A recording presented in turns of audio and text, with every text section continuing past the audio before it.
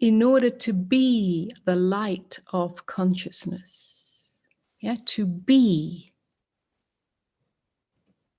And that's the crucial pointer. To be the light of consciousness, you must simply meet life in the fullness and the intimacy of presence. In other words, no avoidance, no resistance, no coming to a conclusion. Yeah, no coming to a position, no taking a stance. I'm talking about the immediacy of the lived experience. What's here, what's here, what's here. Yeah? As you meet life as presence, you become, let's put it this way, you open, a doorway opens. Yeah, a doorway opens, a space inside opens, a space inside consciousness. It's no longer crowded by the thinking based in past and future.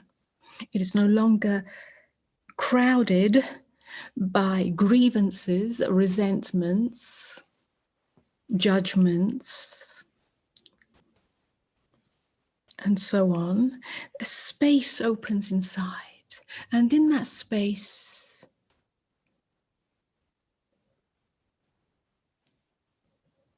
you come into being, or you come deeper into being. And that is the beginning or the arising of consciousness, of the light of consciousness. So every time you pause before you jump to a conclusion about the rightness or wrongness of what's in your experience. And that may be a feeling. Before you jump to a conclusion that you shouldn't be feeling this way,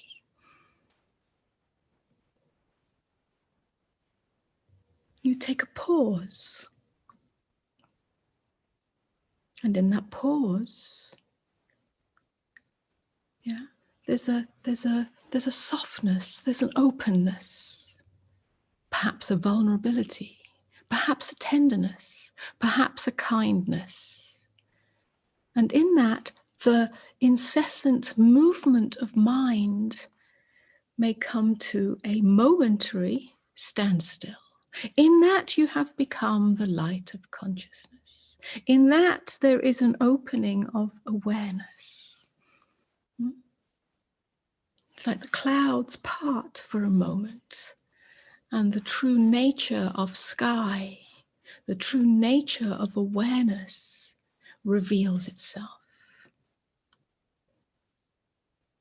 Every time you meet your experience with an inner closure, an inner tightness, an inner clenchedness, whether it be of heart or of belly, where you clench up and resist, create a defense structure, an armoring to what is here in your experience. Then in that there is no light of consciousness. There is only unconsciousness, because you're using the same strategies that have been in place for a lifetime or more, the strategies of ego.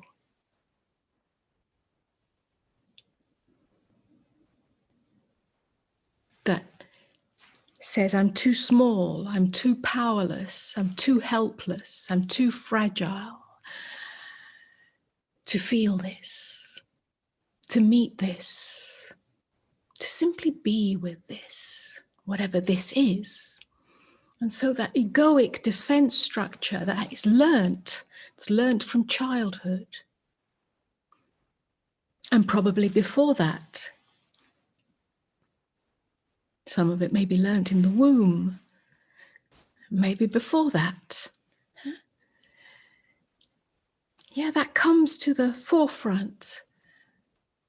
And in that, there is only the playing out of unconsciousness, the karma of unconsciousness. To be the light of consciousness has nothing to do with being perfect, but everything to do with the willingness to be with what is. Being with what is ends the karmic cycle. And this happens in a moment. Don't be concerned about being the light forever. Be concerned only in this moment. That's why I say it's a willingness. Now, this that is being spoken of here is the foundation or the foundational pointer to awakening. It always has been and always will be. Awakening out of the dream of separate self.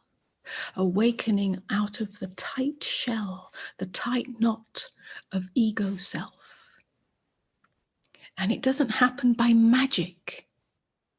It happens through your willingness. Forget about the end result.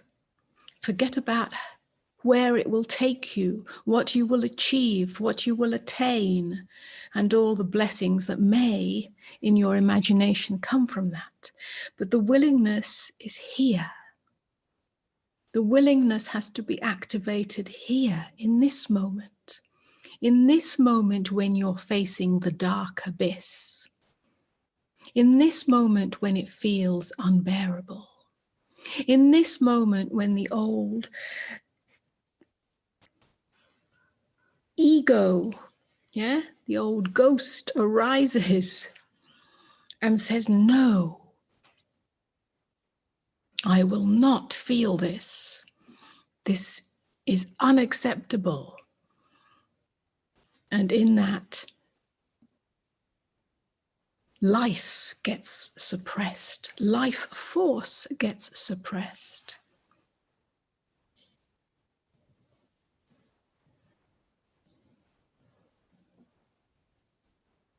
In that moment, the willingness to say yes, yes to the darkness, excuse me, yes to the darkness of the existential abyss, yes to the intensity or immensity of whatever is being felt.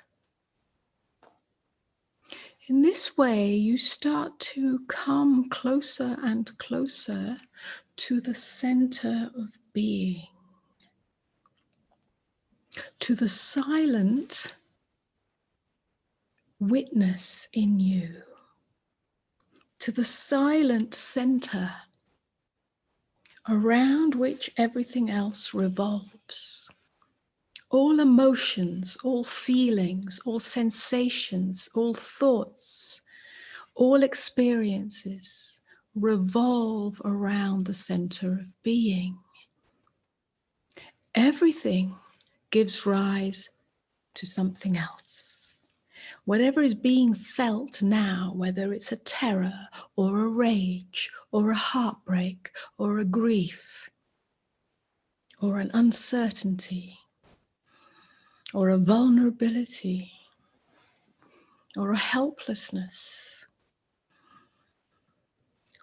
Everything that is felt, everything that is experienced, gives rise to something else. Fear does not always remain. Sadness does not always remain.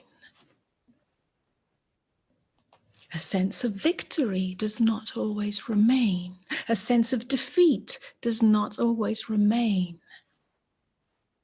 Whatever is being felt, whatever is experienced, always makes way for something else. And that makes way for something else. And so everything revolves. Just like the stars revolve, just like the planets revolve, just like the galaxies revolve. Everything in your experience revolves around the center of being. When you can start to see that, when you can start to experience that, when you can start to be aware of that, not intellectually, but as your felt direct experience, then you start to come closer and closer to the center of beingness. And that's how you become the light of consciousness. You start living as consciousness. When you live from that center, most or all of the time,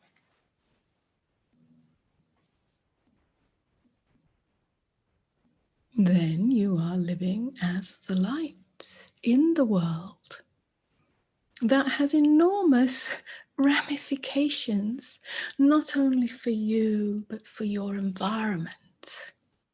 Yes, and not only is this the perennial invitation of awakening, so it is relevant to the spiritual seeker, but it is also the wake-up call of our times. Because the world is now bringing to our experience an escalated intensity through the challenges, through the uncertainties, through the fears and the losses, and so on.